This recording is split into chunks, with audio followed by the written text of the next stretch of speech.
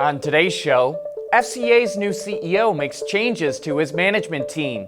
The new BMW 3 Series makes its debut in Paris, and Bob Lutz discusses Cadillac's luxury strategy.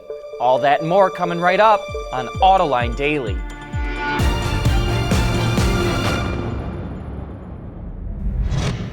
This is Autoline Daily, the voice of the global automotive industry. Mike Manley, the new CEO of Fiat Chrysler, is shaking up his management team. Here are the major switches. Tim Kuniskis, who is currently the head of Alfa Romeo and Maserati, will now be the head of the Jeep brand in North America. He will remain as the head of Alfa globally. Harold Wester, the company's chief technology officer, takes over as the chief operating officer of Maserati and will remain as CTO. Reed Bigland, who is the head of the company's operations in the US and Canada, will once again lead the Ram brand. He was the head of that brand in 2013 and 2014. And the head of the Mopar brand, Pietro Gorlier, was named the chief operating officer of the European, Middle East, and Africa region. You know, you've heard us discuss data monetization, and here's a perfect example. The Detroit Free Press reports that last year, General Motors conducted a test where it tracked drivers' radio listening habits in order to see if there's a relationship between what they listen to and what they buy. It was a 3-month experiment in which 90,000 drivers in LA and Chicago agreed to participate. The company used in-car Wi-Fi to track the listening habits of the drivers.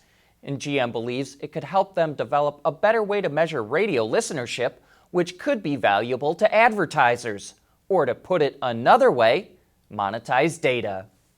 The Paris Auto Show kicked off this week, and coming up next, we'll look at some of the vehicles that made their debut.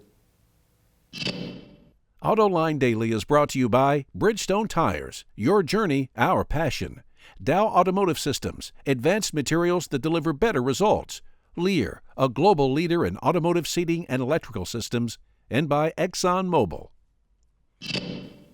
With the Paris Auto Show underway, we're getting a number of fresh reveals.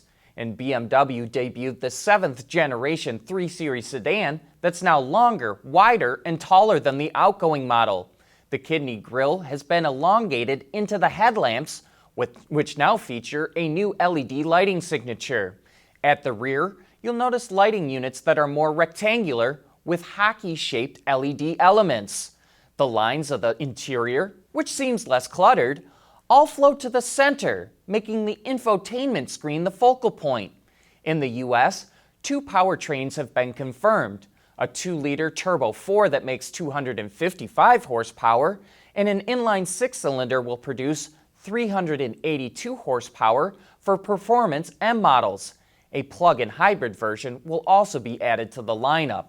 The new 3 Series will start arriving in March of next year with a starting price of a little over $41,000. All-wheel drive adds another $2,000. Infiniti had its coming out party for the Project Black S. While there's a ton of information in the press release, which you can find a link to in the transcript or description box, here are the highlights. The powertrain is able to generate electrical power under both braking and acceleration. The unique brake-by-wire system harnesses kinetic energy from a single motor generator unit, while heat energy comes from motor generators fitted to the engine's twin turbochargers. Electricity is stored in a 4.4 kilowatt-hour battery pack mounted in the rear of the vehicle. Infiniti hopes some of the practices it's employed on the prototype will help it to shorten the development time of other new vehicles, specifically in the areas of rapid prototyping or 3D printing and digital testing.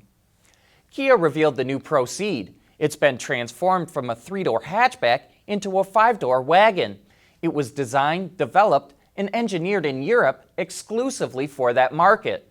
Production of the new Proceed kicks off in November in Slovakia, and it goes on sale in the first quarter of 2019. And Mercedes took the wraps off the new B-Class. At launch, it will be available with 5 engine options, 2 gasoline and 3 diesels.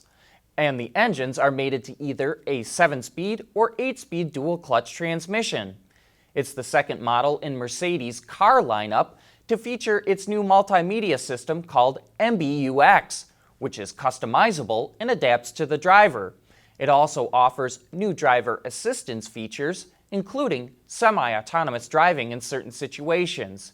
And it looks to us as though the styling was updated to make it look less like a van and more like a crossover.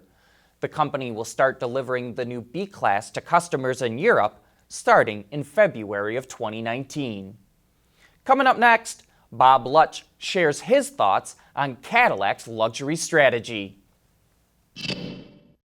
Lighter, safer, stronger, quieter, and more sustainable. Tell us where you need to go, and we'll help you get there. Dow Automotive Systems. We don't succeed unless you do. Ford and GM are taking two very different approaches to luxury. Lincoln is more or less copying Lexus's strategy, while Cadillac is emulating the German luxury brands.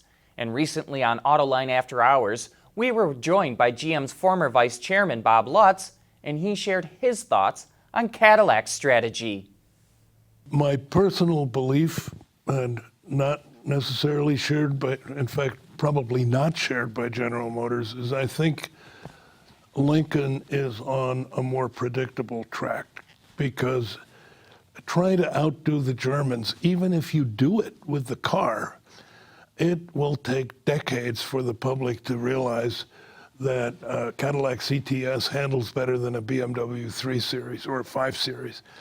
And even if they do realize it, other than the hardcore of automobile enthusiasts, most of the American public couldn't care less. They're buying a monthly, they're paying a monthly lease, and they want a brand where when they put the key fob on the bar top, everybody says, wow, you have a Mercedes, or wow, you have an Audi. And for Cadillac to regain that status, no matter how great the cars are, is going to take forever. And if you'd like to keep up to speed with everything that's going on at Autoline, make sure to follow us on social media.